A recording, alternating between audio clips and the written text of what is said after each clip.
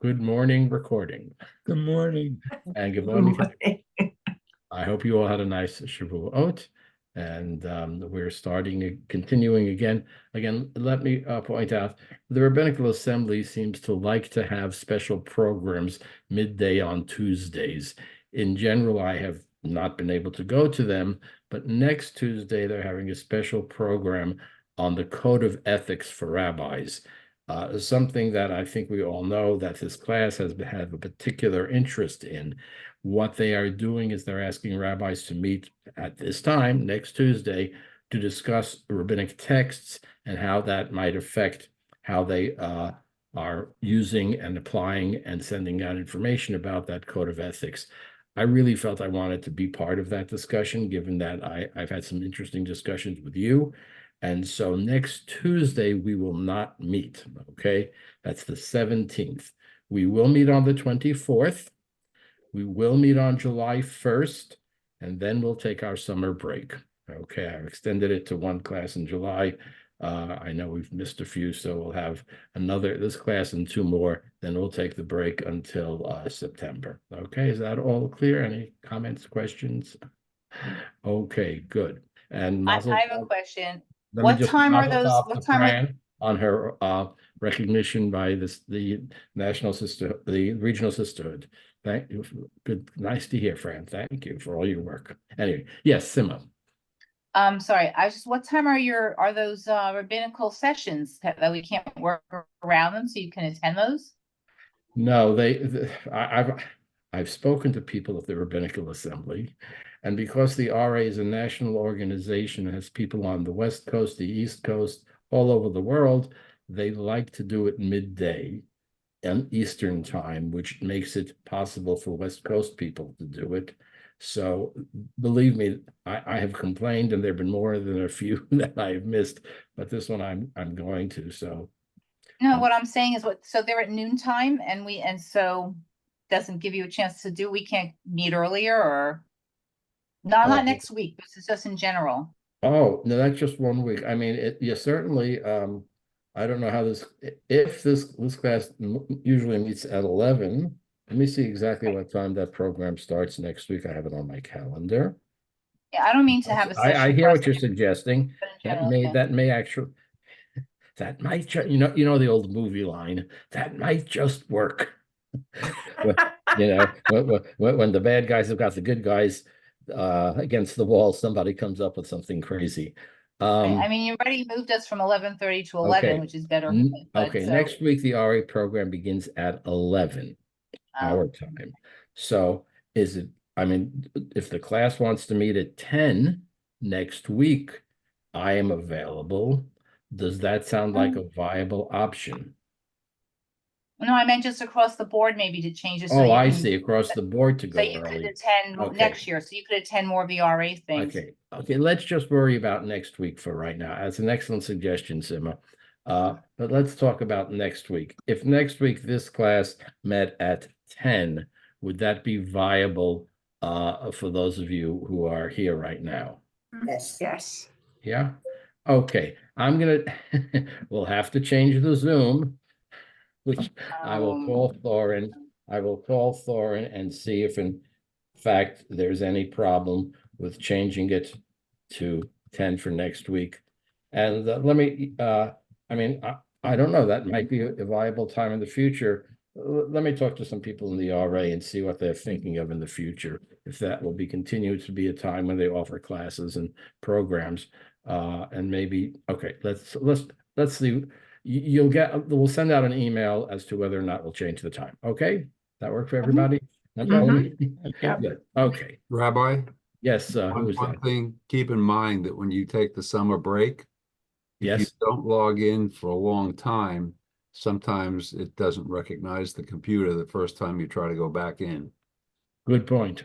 So what you might Okay. want to do is, before the session after the break, just try logging in and see if you run into the issue.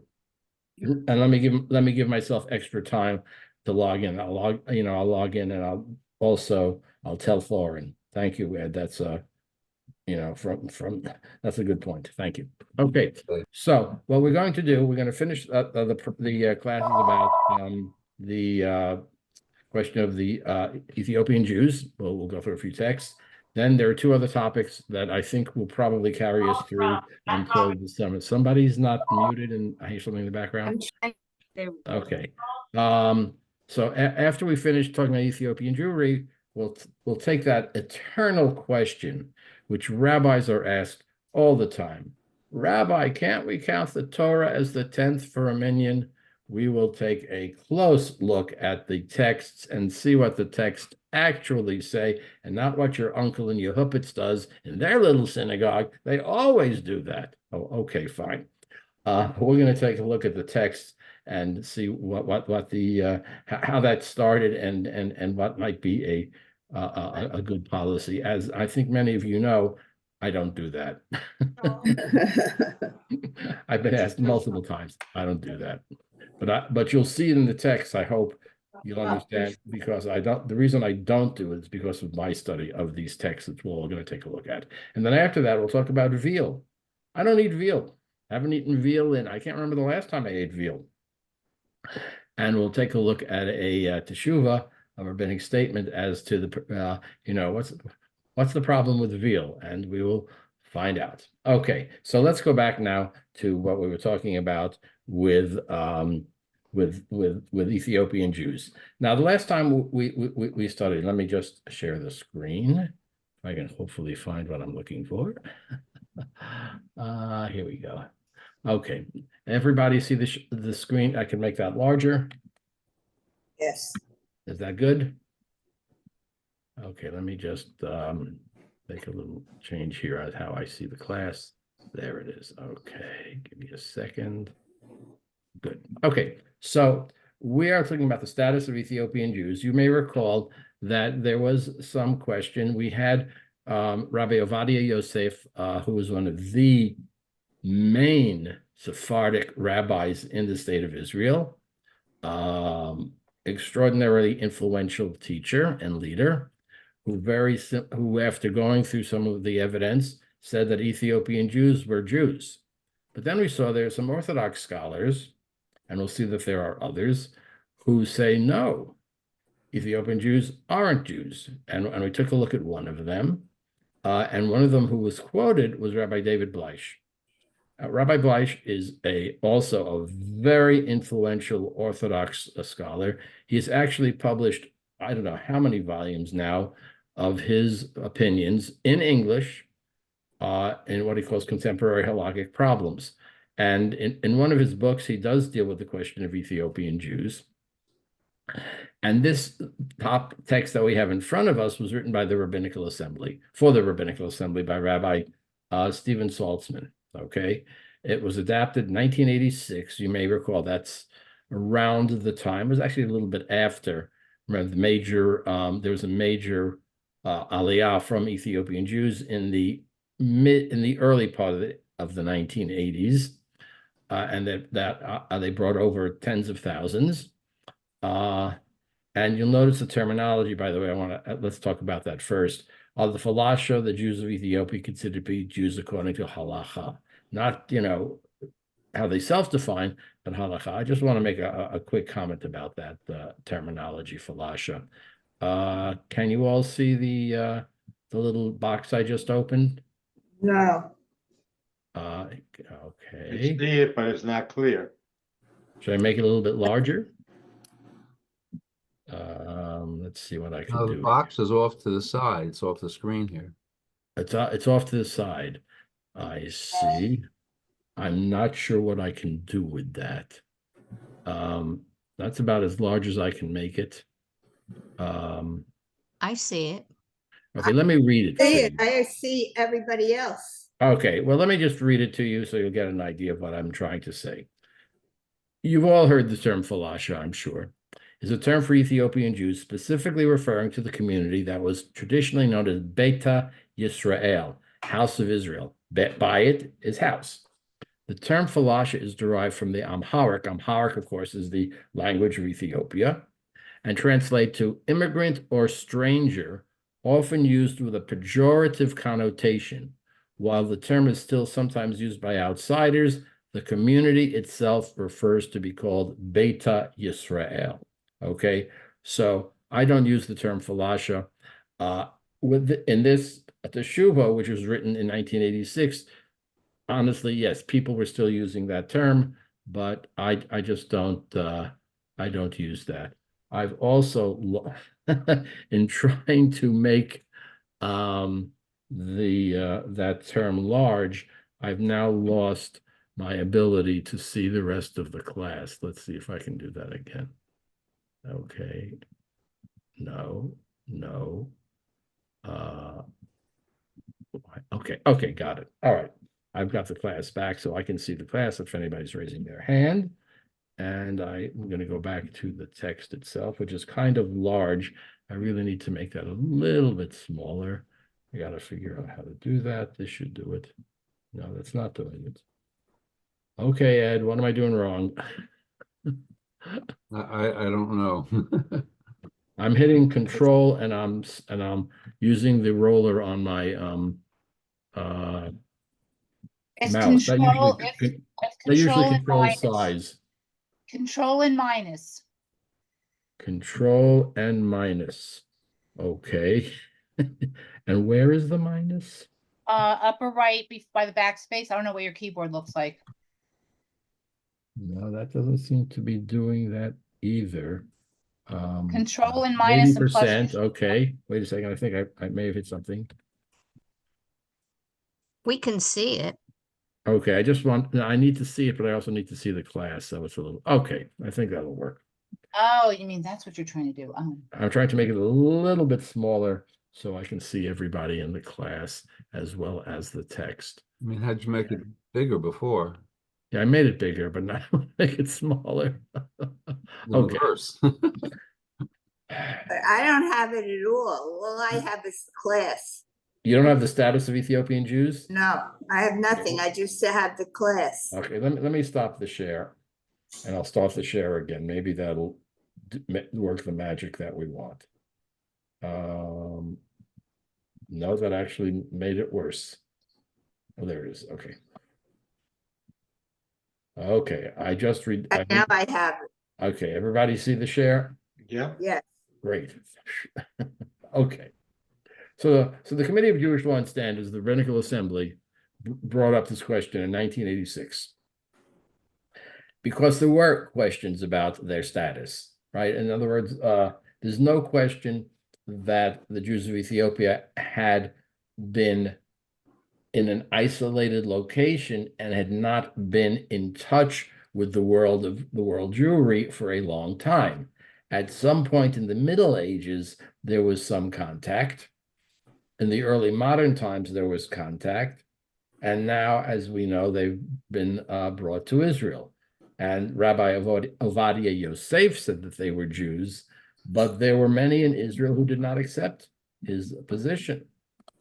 So here's the position of the Rabbinical Assembly, and then we'll take a look at where the situation is today. Okay. The falasha, okay, well, he used the term Jews. Okay. In 1985, we looked at this last time. Rabbi David Bleich published a rather mean-spirited response. I know there was some question as to how mean-spirited was he. Well, unfortunately, I was not able to find the response. I just don't have the resources. It's not on the internet. I can't find it. Rabbi Bleich did write a long chapter in one of his books about Black Jews, and he didn't come to any conclusion about Ethiopian Jews. He does mention them, but it's only later on he did that.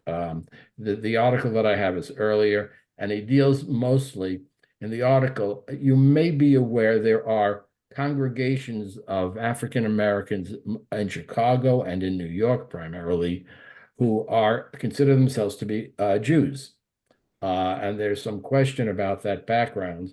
Many of those congregations were founded in the 1920s. And Rabbi Bleich talks about them. There's a very prominent African-American leader of one of those congregations in Chicago, actually. But he doesn't talk too much about the Jews of Ethiopia. This is a separate article, couldn't find it. So unfortunately, we're going to have to deal with what Rabbi Saltzman Saltzman said about it. Okay. Now, his point is Rabbi Bleich's response is predicated on a misunderstanding of the importance of the early sources. Now, this is a historical question. How reliable historically, how much of critical history do we say is reflected in some of the ancient sources? Certainly, we know that theologically, for example, if you look at rabbinic sources, why was the temple destroyed? And never do the rabbis in ancient times say, the Neo-Babylonians had a really good army. They can't say that, and they don't say that. A critical historian would probably say that, but he's not going to say, oh, it's because the Jews had internal problems, or they did this sin or that sin. That's a theological issue. So one of the questions that we're raising is that, yes, we have some rabbinic sources, but to what degree do those rabbinic sources solidly reflect critical history facts on the ground? Okay, that's a legitimate question, especially when you're dealing with, now we're not dealing with what happened at the time of the First Temple, but we are dealing with times with the Middle Ages, okay? And certainly the rabbis of the Middle Ages, no one is going to claim that they were critical scientific historians. That's a 19th century thing.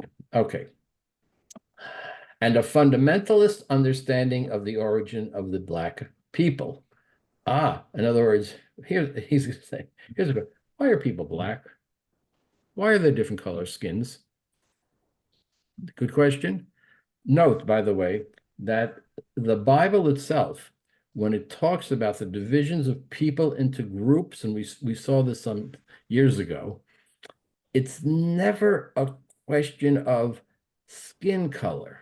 In the Bible, people are divided by ethnicities, history, where they live. The Hittites, what color were the Hittites? I don't know. What color were the Jebusites? I don't know. What color were the Moabites? Probably the same color as all the other people around that time, right? Yes, we do have Cushites, who we would say are Black, but that's something inherent is part of a person's being because the color of their skin is absent from the Bible.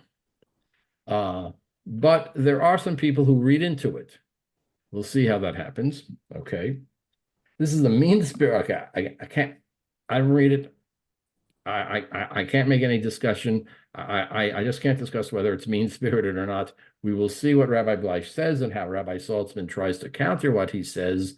But, try to discredit the Jewishness of these people without any attempt to put them and their practice of Judaism into a historical perspective.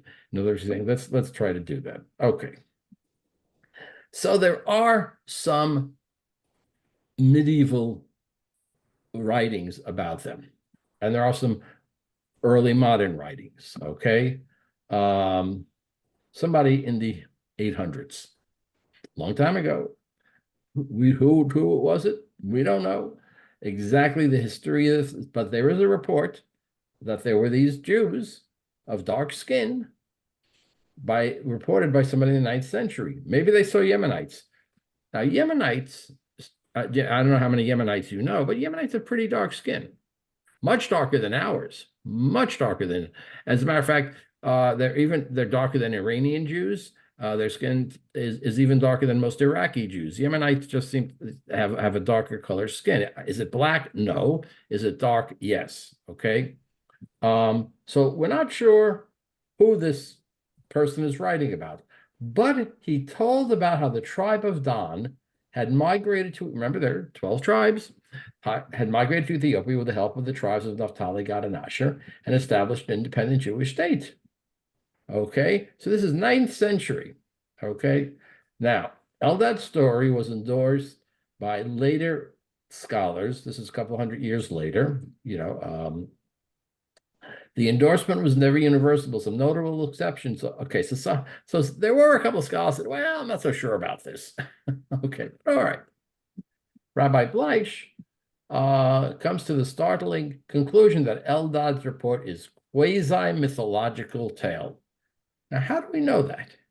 We really don't know for sure. And you know what? We're never going to find out. because we're not going to find a newspaper that was printed from that time saying, Eldad came back and said this. This reporter investigating Eldad's claim found out that, we're never going to find that. So how do we know?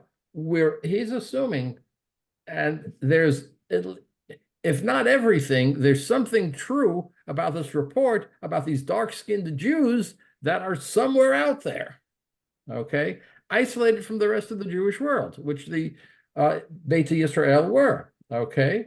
So we really don't know for sure. Okay, now we go 300 years later.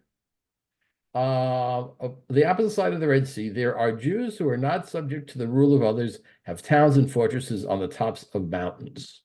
Okay. Jews in Ethiopia. Another 300 years, now it's 1400. He says that he met a young, Falasha or Ethiopian Jew, was told how his co-religionists preserved their independence in the mountainous regions from which they lodged continual wars. In other words, there were travelers. And there seems to be a series, what Rabbi Schwartzman is saying, we seem to get these consistent hints from these medieval sources, not historically provable or unprovable, but they keep reappearing, okay? That there's a group that is isolated, that they consider themselves to be Jews, so how true is that? Now, Rabbi Bleish has a racial question, right? It's a bit complicated. I don't want to go into all the details, but according to the Midrash now, not the biblical text itself, the descendants of Ham, remember Noah had 3 sons, and I should be very clear, this is something that people who supported slavery often quoted, that the descendants of Ham were dark, and it says that they are supposed to serve others. That's some African slavery, right? The Bible has it right there. It proves from the Bible that Black people should be slaves to whites. That was a commonly held belief about slavery. There's some issues about skin colors, and it's just, it is impossible to argue that an entire Black tribe could actually be the descendants of Shem. In other words, how did it come to be that there's an entire group of Black people who are Jews? And the answer is simple. We really don't know. It's just, we have this idea, maybe they descended from the tribe of Dan. Why is it, by the way, that Jews have different skin colors altogether? How come Jews don't have the same skin color? My skin color is lighter than the majority of the world's Jews. How come? How come there were Jews in China who looked like other Chinese people? Well, we don't, we can only say that Jews went out to these areas. They may have intermarried. They may have in some way mixed in with these other groups. And we find we're in a world where there are people who have long histories in their families of being Jewish who don't look like each other. So that's an interesting reality. But just because they were Black doesn't seem, Rabbi Schwartz says just because they were Black, it doesn't really, is not disqualify it. Okay. Where these people came from, maybe they converted to Judaism, right? You know the story of the Khazars? There was a group in Central Asia that converted to Judaism. Okay. Maybe they were Jews of Yemen who sent missionaries who converted African tribes to Judaism. My inclination is that he doesn't say, but I am certain from the early days of the Exumite Empire, reaching back perhaps to the time when it fell under the influence of 200 BCE, there have been people who remained as a separate group. They were persecuted. I had supposed that Rabbi Bleish would accept that, but he doesn't. Okay, are they Karaites? I don't know if you're familiar. Karaites was a sect separated from rabbinic Jews who said, let's observe the Torah, the Talmud. No. There were a significant number of them in the Middle Ages, and there were a lot of polemics. A very, very small group of Karaites still exists in Israel. today it's a very small group. And again, this idea that here's a group who said that they were Jews, but they don't accept the top rabbinic Judaism. They're following biblical. So someone says, well, maybe, the Jews of Ethiopia are like that. And there may have been some influence. I just want to get to the bottom. The Ethiopian Jews, is maybe close to Talmudic Judaism. We don't know exactly when Ethiopian Jews separated off the mainstream of rabbinic Judaism. We know that did happen, just not sure. Okay, they're loyal to the teachings. They maintained their identity, and this is what they say about their beliefs. Their central tenet is the belief in one God. Okay, they have the mesgid, or the synagogue, in every village. They observe Shabbat rigorously, stopping work at midday Friday, and purify themselves by immersion. By the way, you know that there are very traditional communities. There are communities of people who on Friday afternoon, they go to the mikveh just before every Shabbat. That does happen. Okay. They use a lunar calendar.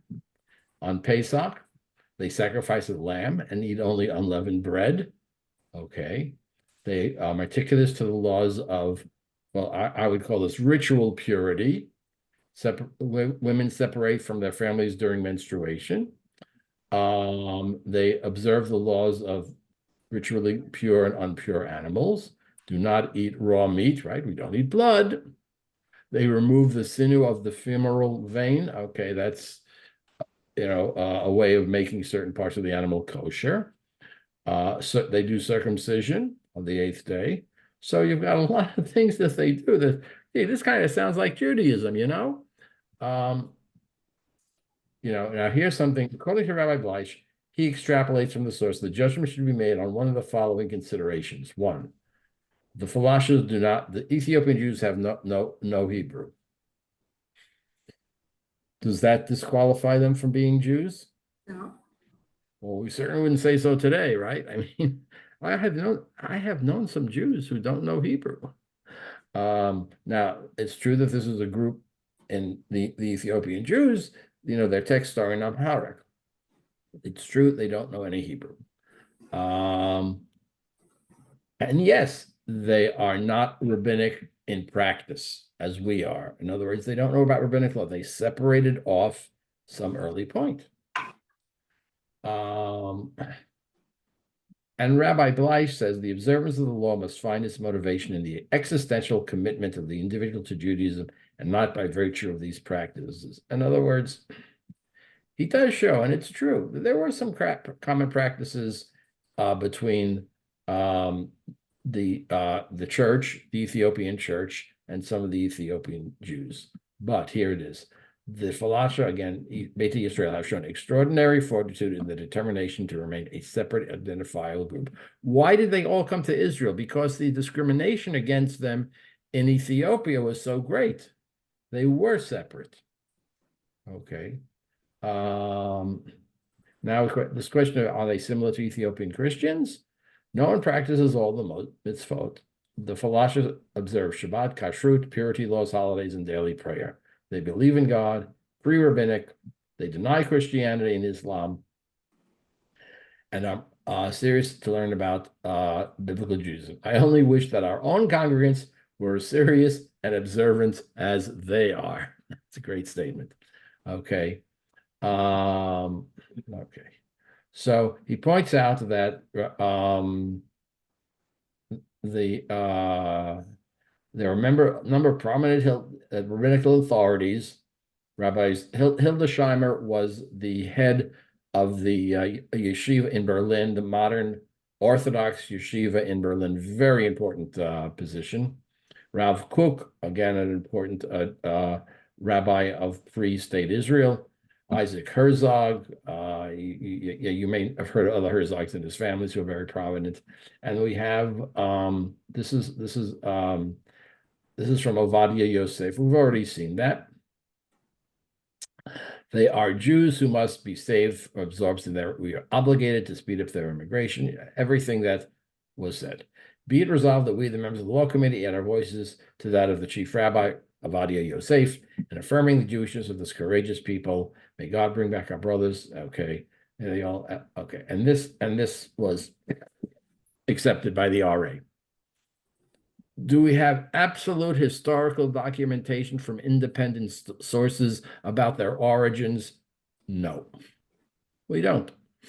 Nor would we expect something from the year 800 to have survived like that, or even 13th, 14th century. So he's making a case, and he says that they are Jews, and it's accepted by the Rabbinical Assembly, and that has now been that is certainly our practice. Now, what has happened? What's the realia? I want to take a look at the realia. Here we go. This is an article from 5 years ago. Israel's chief rabbinate officially recognizes Ethiopian Beta Israel community as Jewish. By the way, this is 5 years ago. This is almost 20 years since they started coming in the 80s. Remember, Rena, you may remember this. Remember, we collected clothing, we collected shoes, we sent a whole bunch of cartons out to Israel. Well, when this happened at the synagogue I was serving, I left there in 1985, so I'm not exactly sure when that happened, but you remember that. It was a big deal. And we followed what we said. Okay, so what happened? 5 years ago, Israel's chief rabbinate has officially recognized the Beit Israel Jewish community from Ethiopia is Jewish. The ruling was issued in November, reported on Sunday, accepting the position of who? Avadia Yosef, who we've seen, who ruled in 1973, who said that they were Jewish. However, here's where the things got a little tricky. In the late 70s and 80s, the chief rabbinate, remember the chief rabbinate in Israel makes decisions as to who is on Jewishness when that's matter of personal status. Required the Ethiopian Jews, now they're talking about them as Beta Israel, to undergo symbolic conversion, which included going to a mikvah. When someone converts to Judaism, they have to go to the mikvah or ritual bath, and a declaration accepting rabbinic law, which was not part of the isolated Ethiopian tradition. The requirement was insulting. Imagine you get to you're brought by the government of Israel to Israel, and you get there, and a whole bunch of people say, "Oh, by the way, you're not Jewish." So yeah, a lot of Ethiopian Jews said, "Wait, this is insulting. We're persecuted in our home country. We're brought to the land of Israel, and now you're telling us that we have to do something more." The ruling comes as some in the Haredi Orthodox community continued to reject the Jewishness of the Ethiopian community. In other words, here's no surprise. You mean you have people on the very strict right wing of Orthodoxy who are not going to accept them? Yes, you do. But as far as the official chief rabbinate, and by the way, the Haredi community is not always in agreement with the chief rabbinate, who are saying they're not. But finally, they say 135,000 Ethiopian Jews live in Israel. Are there still problems? Yes, there are. You take people who are living in a subsistence agricultural society and you bring them to one of the most high-tech countries in the world, and yes, there's problems. They never saw an elevator. They don't know about about electricity. And not only that, they're not well educated. They weren't as well educated. There was a serious problem with diabetes. They didn't have ultra-processed foods or snacks or fast foods, or sugary foods. But now there's some problems, and there are still problems in making sure that they have equal educational opportunities. It's still something to work on, but at least, as you can see, they were finally recognized. Okay, comments, questions? Yes, Charlie. Okay, so I actually did find that article by Bleich somehow. Oh, good for I you. couldn't read, it was too much to read, so I just scanned through it.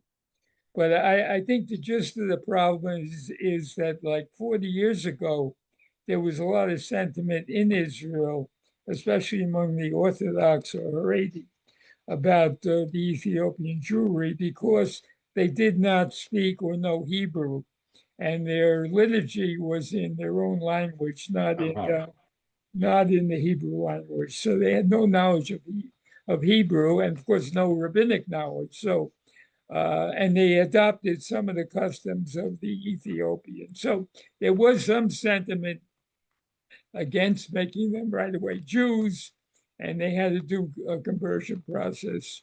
I guess that sentiment is not existing today, but maybe it does, but a very small degree. So, I mean, But Saltzman article goes back into the early history of Ethiopian Jews, and at that time they were not totally accepted, but Right. now more so, much more so. they're more accepted, but so the Haredim don't accept them to Yeah. this day. But the Hebrew thing was a big thing that they didn't know Yeah, any. okay. We can understand that, here it is, because even in China, in Yemen, in Iraq, Iran, yes, everything, they knew Hebrew, they studied the text in Hebrew, they knew Rabbinic Judaism.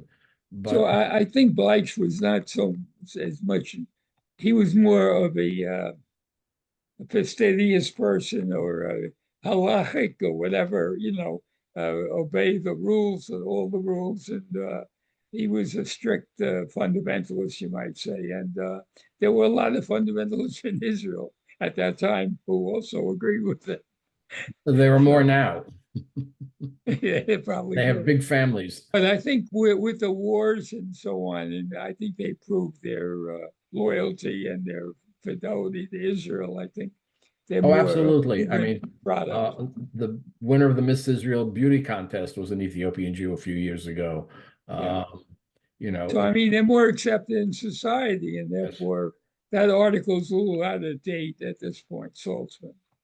Yeah, I mean, I think if you ask the average Israeli on the street, they're going to say, of course they're Jews, But if you go into the Haredi neighborhoods, yes, they are very, very strict. And yes, it is true they don't know Hebrew, and yes, it is true we don't have, critical historical documents from the 9th and 15th century about them. So, if you want to question, but we would not. But as I've said, that's not something you would expect to have in the first place, They didn't write down histories the way we do today. So you're right, Charlie. That's a good point. I'm glad that you found the article. I was not able to do that better than It I. was a Okay. footnote, and that's a plug because the next movie I'm doing is called Footnote. Oh, Footnote. It's a great movie. Yeah. I've seen Footnote. I highly recommend it. You have to look at these footnotes, right? Well, it's a great movie. Okay, we have a couple other people. Tammy, and then Sima, and then Yes.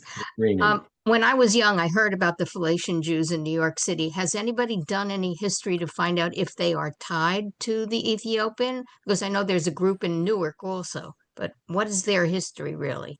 The history of some of those groups in the 1920s was actually a time. It wasn't just the Roaring 20s. There was a time of religious revival in some places, and there were groups of African Americans in various parts of the country. I mentioned New York and Chicago, but it's also other places as well. And they said, we are the descendants of the Black Jews. That's much harder to prove.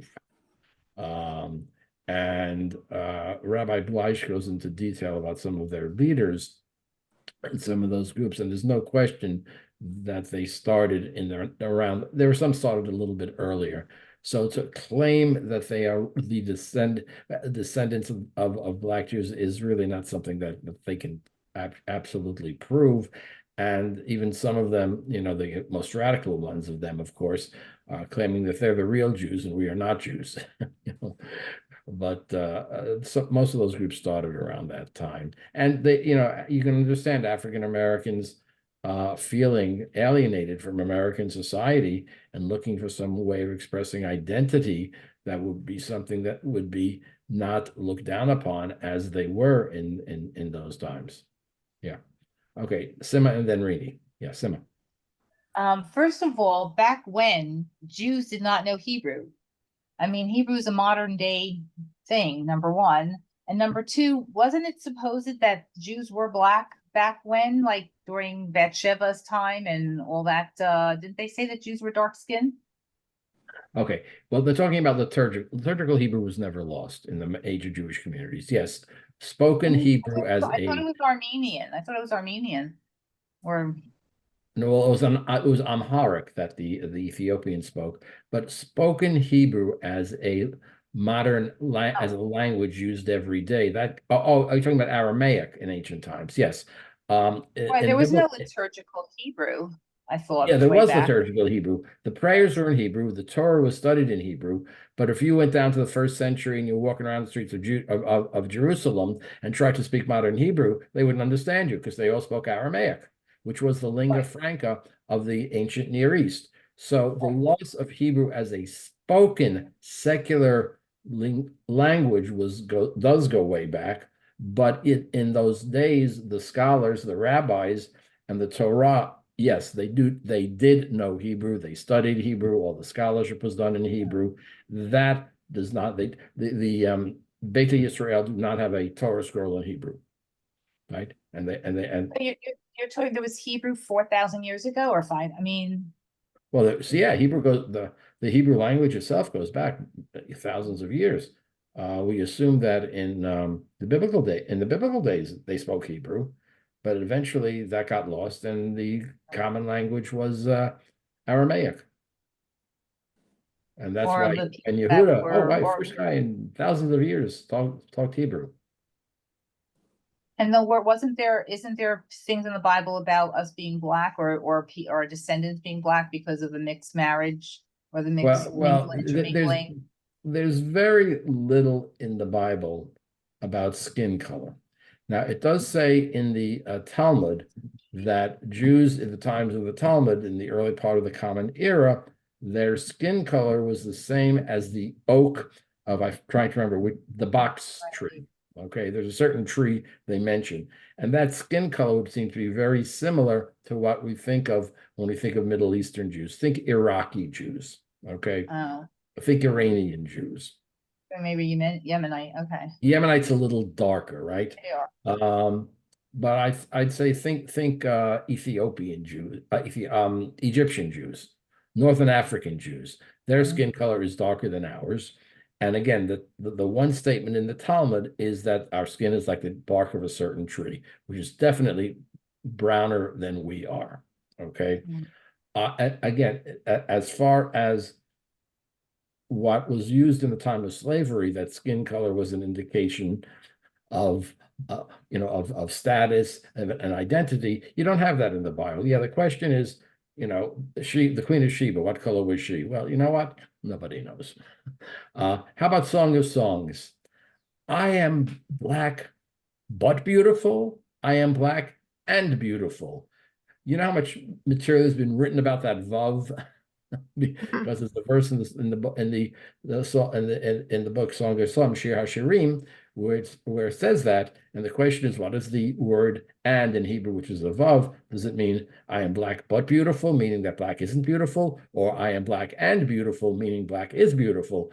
And the scholars go crazy with that. So that verse has given a lot of writing, and some scholars have argued that the Song of Songs is about a couple had different color skins, but it's not the central part of that. The way that skin color became an indicative of freedom versus slavery, that's a 14th, 15th century invention when Europeans were exploring Africa.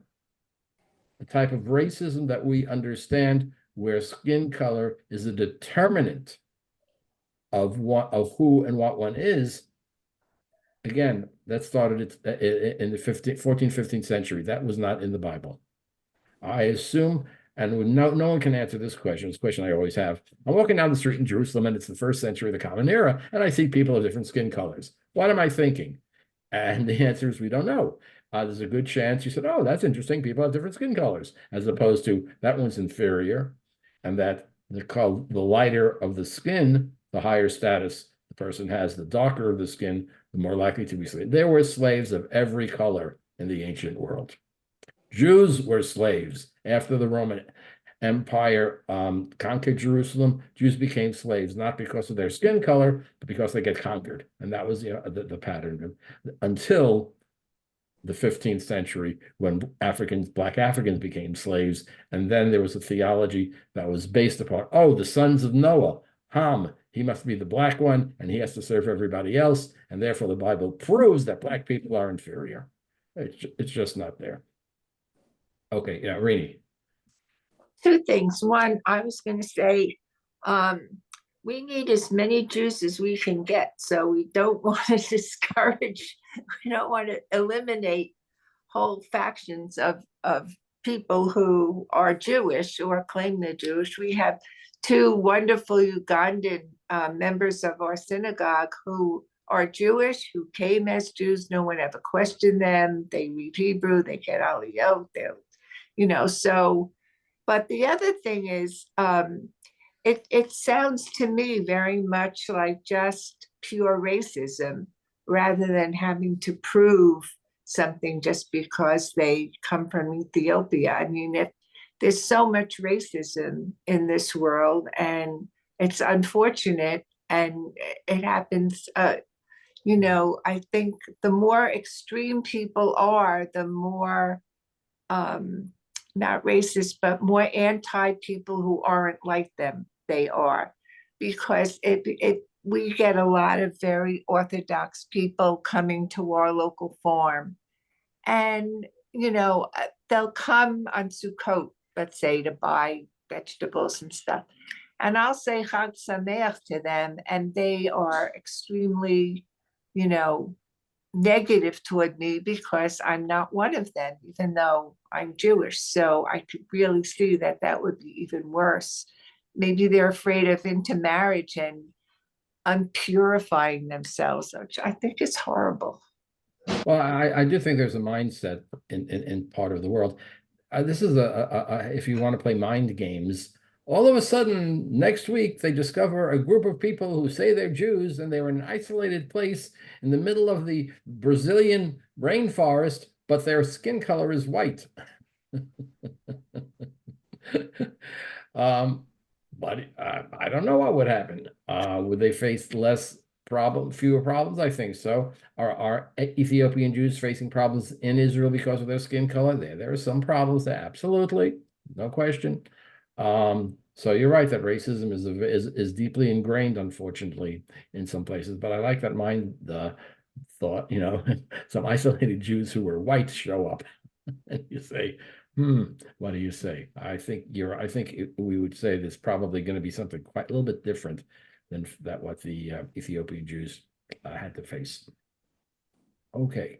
Any other comments or questions on the status of the Ethiopian Jews? Okay, we just have a few moments, so I'm just going to briefly introduce this next topic, which I just saw which literally just began, was written about for the Rabbinical Assembly, and it is right here. Okay, do you all have that? Yes. Oh, and I made it bigger. Look at that. Okay, I'll just introduce this, and next time we'll see. It'll be next week or the week after. This is brand new, dated April 16th, 2025, barely 2 months ago. And it was written by Rabbi David Fine, who's the rabbi in Ridgewood. Some of you may know him. He's a wonderful rabbi. His father passed away within the last year. Yeah, he's still saying Kaddish. I've run into him, and he still hasn't cut his beard. So it's still within the year. And notice it was approved by 15-0, no abstentions, 2 opposed. No, I'm sorry, 2 abstentions. Suzanne Brody and Rachel Safman. I know neither of them. I know some of these other people. And so it says, in memory of his father, Rabbi Fine's father was a rabbi. May a minyan be constituted by 9 plus a sacred object like a Torah scroll. Now, how many of you have heard this? Raise your hands. How many of you have heard this? How many of you have bugged your rabbi and asked him to count the Torah scroll as the 10th? None of you? Wow, I'm impressed. How many rabbis have been bugged by that? Yeah, let me tell you, I always get that. I have a quick comment. When I was saying Kaddish for my father, I worked in New Brunswick and I would go to the Highland Park Conservative Synagogue for Minyan because of the timing. And they did not count women in that Minyan.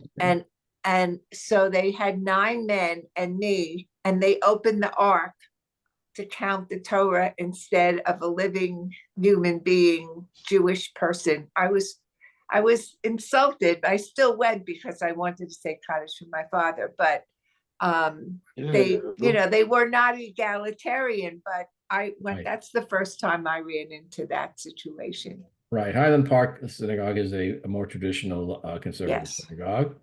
And how long ago was this? 1987, he Okay, died. so we're talking about a significant amount of time. Yes. Time when women's egalitarian women's role in the synagogue was not what it is today. As a matter of fact, in those years when I was at Bethel Synagogue between 78 and 85, I moved the congregation to becoming fully egalitarian. It was not in 1975, but when I left in 1885, we made that change. Thank you. Somebody else would have done it after me anyway. So it is not an uncommon practice. There you have a place that followed this practice. And you might say to yourself, and a very simple question, where the heck does this come from? Since when is the Torah the 10th for a minyan? Is there any base? What's the basis, and why is it controversial? And why does this place do it? And as you said, in Highland Park they did. And why I've never done that. And now I'm out of the, it doesn't matter what I think. But Yes, it does. okay, so I've never done this. So here's the question. All right, and we'll have 2 minutes to take a look at the question.